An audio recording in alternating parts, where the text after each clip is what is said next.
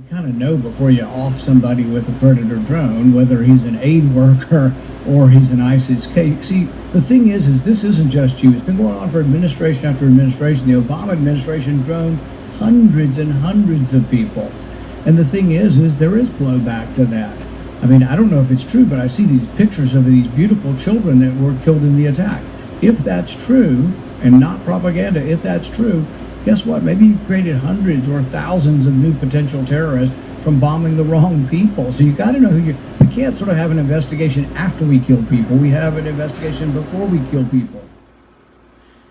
That was a little clip from Rand Paul discussing the drone attack that occurred in Afghanistan after the suicide bombing. And that was the Biden administration's response, basically trying to save face of that horrible thing where we lost 13 military members. So today's episode is going to be about this drone attack and how the media is just not so much ignoring it, just kind of not really covering it that extensively. And thankfully, the New York Times, which is a nice surprise, did a investigation of the person that the Biden administration targeted, claiming to be the planner of the suicide bombing. And it's starting to look like this person was an aid worker and not so much a planner of this attack.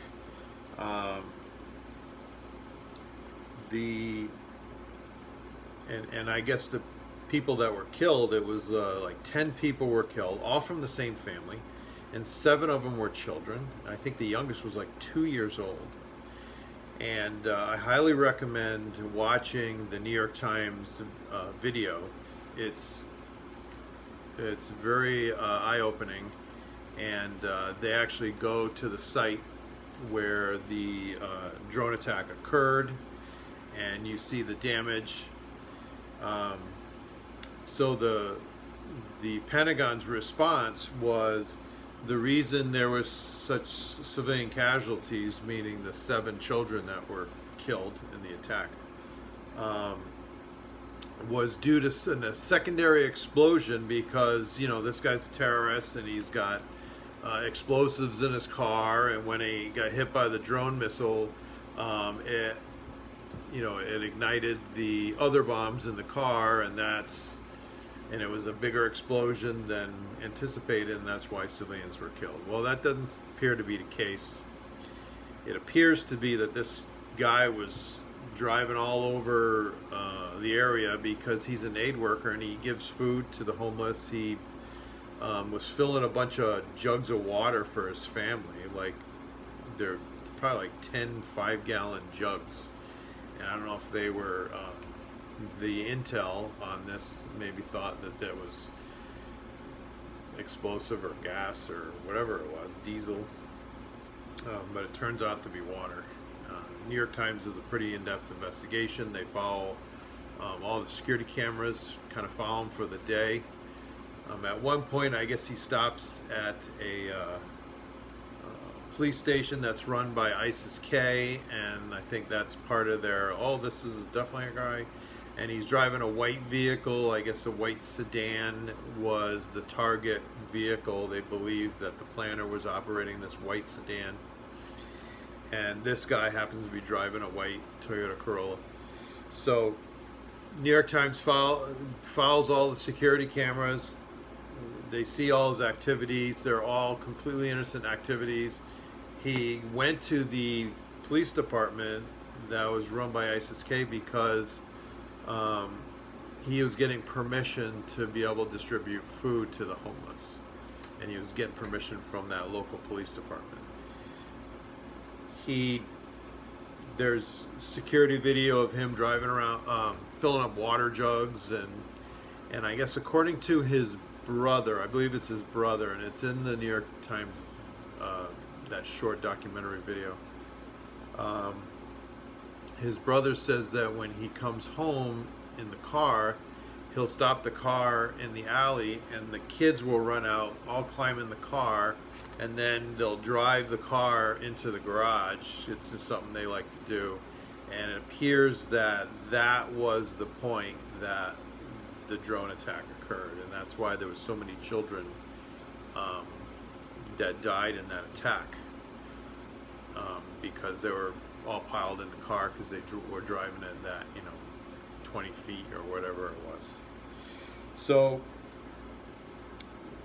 I have a few issues with this, more so how the media's handling it. The media, like I said, outside of the New York Times, the media's kind of put it on the back page. This is a big deal. I mean, we're pulling out of the Middle East because it's just been this endless 20-year war, and we're finally getting out. He screws up the exit by pulling troops before he safely gets the Americans out, before he secures our equipment, or at least destroy it, like blow it up. Like Rand Paul suggests that, if you're going to drone something, you're going to come off from a position of power. Why didn't we drone the helicopters that we left behind, or the MRAPs that we left behind? And the Biden administration is hanging their hat on, well, they're not going to be able to maintain these helicopters. The only, they might be able, there's a video of them flying a helicopter with a body hanging from it, which is what they do.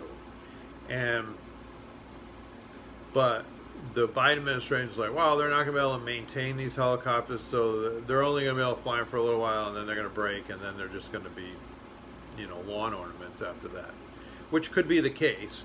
Or Russia or China, who do know how to maintain this equipment, will buy them off of the Taliban, or they'll send somebody to train whoever to maintain these helicopters.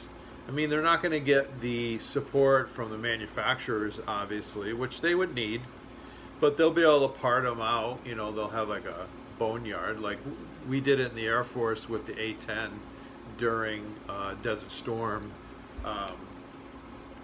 They had discontinued making the A-10 and the parts for it, but because it proved to be such a successful airframe for the Desert Storm scenario, the desert and everything, they actually were able to keep them in the air through parting out old ones. So they were cannibalizing from old airframes to keep these planes flying, and they successfully did it for quite a while. So that's something that they can do. They have enough of these. How many do they really need to keep going? Maybe a dozen. They got way more than that. So that's going to be an issue. But back to, they should have just blown these things up instead of blowing people up. It's not like the Middle East doesn't have enough reason to hate us already. Now we're going to blow up children and some nice family who helps the homeless. Not saying that this guy wasn't the planner, but it appears that he's not that type of person, or he seems to be more charitable oriented and not some ISIS-K operative. They tend to stick out like a sore thumb. And why, if you're in the country that, say you're ISIS-K and you're in the country that you control, why would you hide your who you are, your abilities, or hey, I'm an ISIS-K planner. I'm not gonna, secretly do charitable work to hide the fact that I'm an ISIS-K person.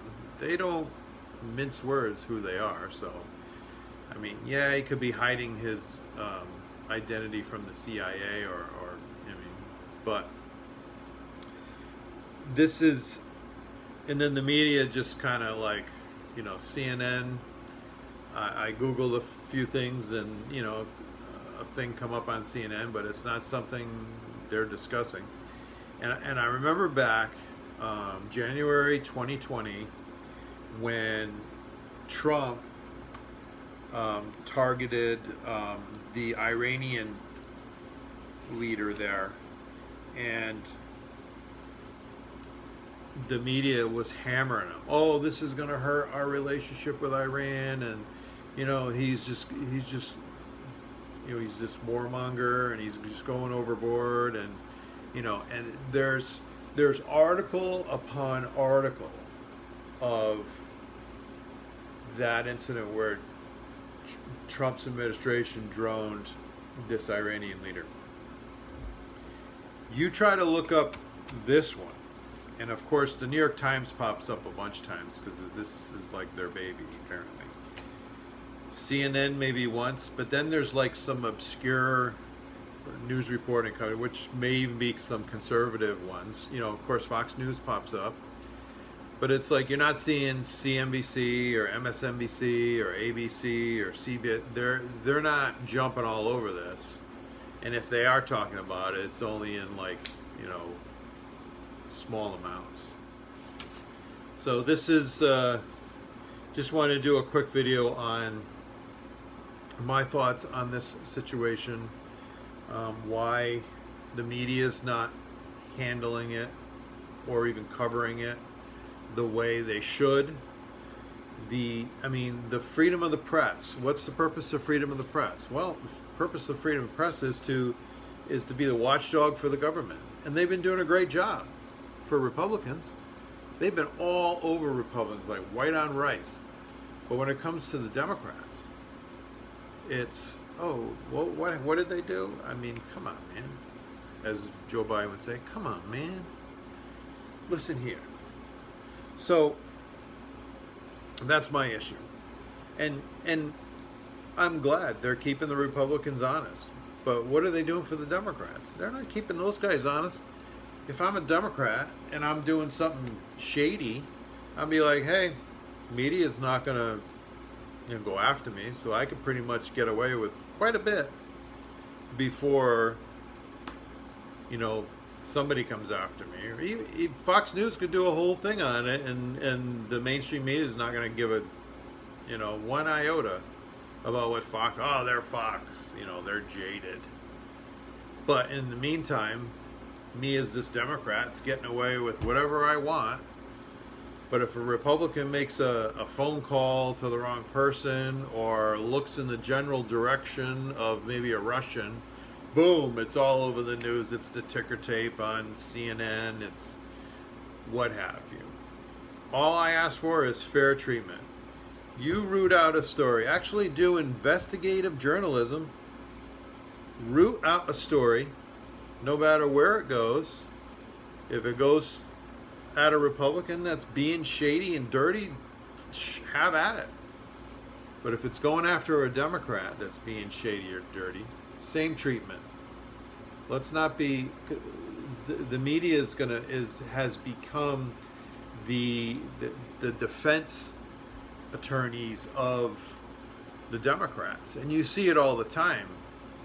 On some of these news networks where the Republicans will say, hey, you guys Democrats are doing A, B, and C, and instead of as a reporter, we're saying, oh no, they're not. They're what about this when Trump did that? Or what about this? Or when they're always on the defensive, and instead of reporting the news, say like the way Walter Cronkite did or Dan Rather did early in his career before the election with Bush and Al Gore.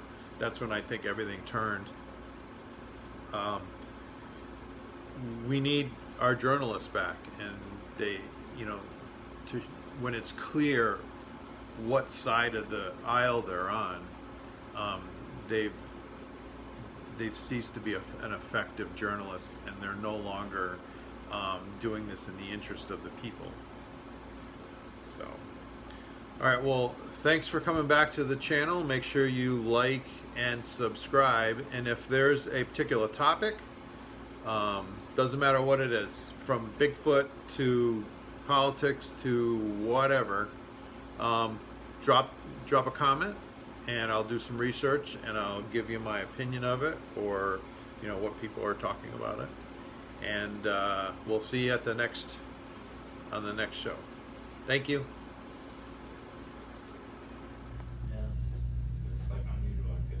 Hey! Make sure you go to that subscribe button and click it.